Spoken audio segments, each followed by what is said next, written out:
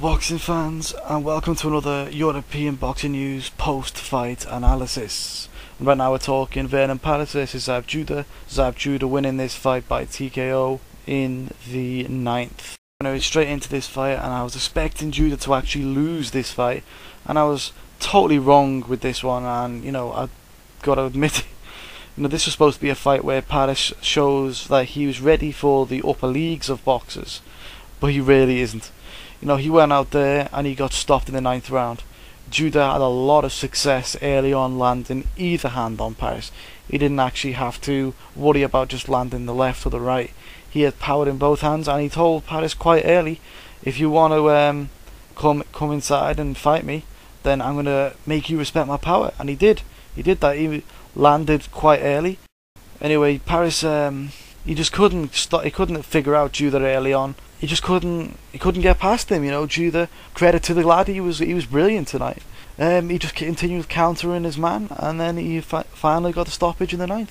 Anyway, post-fight, Judah had a bit to say about this, and he was spot on in my opinion, totally spot on. I don't usually say that about Judah with things he says, but he says he's fought 23 of his 29 fights in his hometown, and his biggest fight before today was against Tim Coleman, who got stopped by Kendall Holt.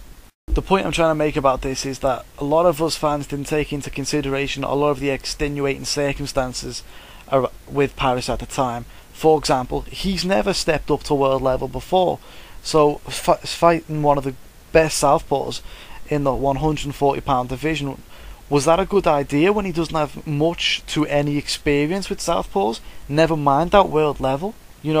Maybe he should have been shut his mouth pre-fight as well, because a lot of people are happy that he's lost. Brought him right back down to earth it has, you know what I mean? The main question is Paris exposed as a hype job, and can he come again? And the questions need answers, basically. So let's look at his record, and yeah, they've overhyped him totally. He is, I guess, a hype job, He can't do business at world level for a bit. He needs to do some different things, and he needs to answer a lot of questions now, Paris. And it's more about how Paris, bounces back from defeat. He's going to have to do a lot of hard work. And I mean, I want to see him do some away days.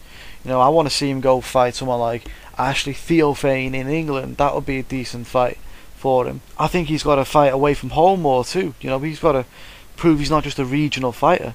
Just thinking maybe another suitable opponent for this kid would be Kendall Holt right now. I would face him against Kendall Holt. And obviously there's another question that always needs to be answered. Where does Judah go from here? That is the real question. Because Judah, he's at the end of his career.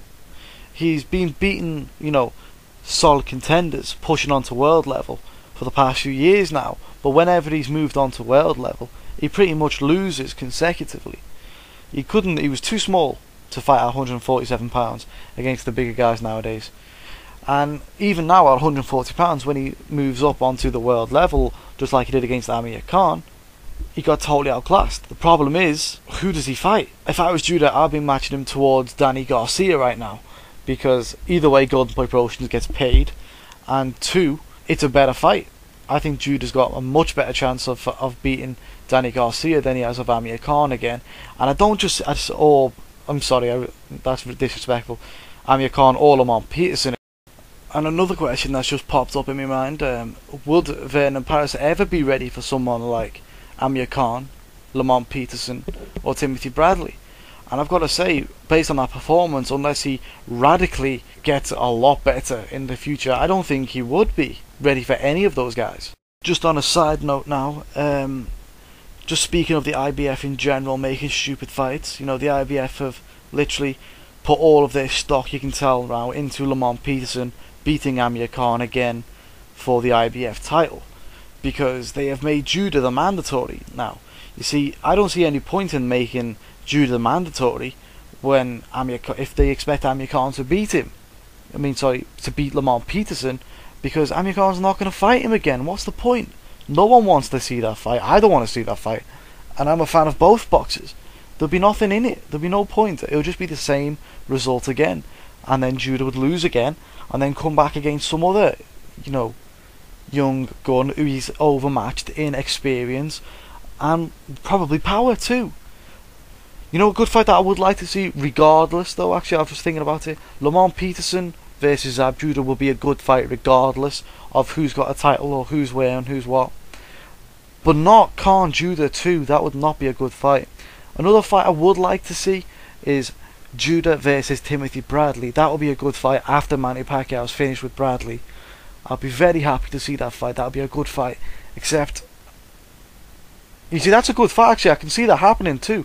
But I just do not want Amir Khan to fight Judah again. There'd be no point. It wouldn't get made. Anyway, tell me what you thought about this weekend's fight, and thanks for listening.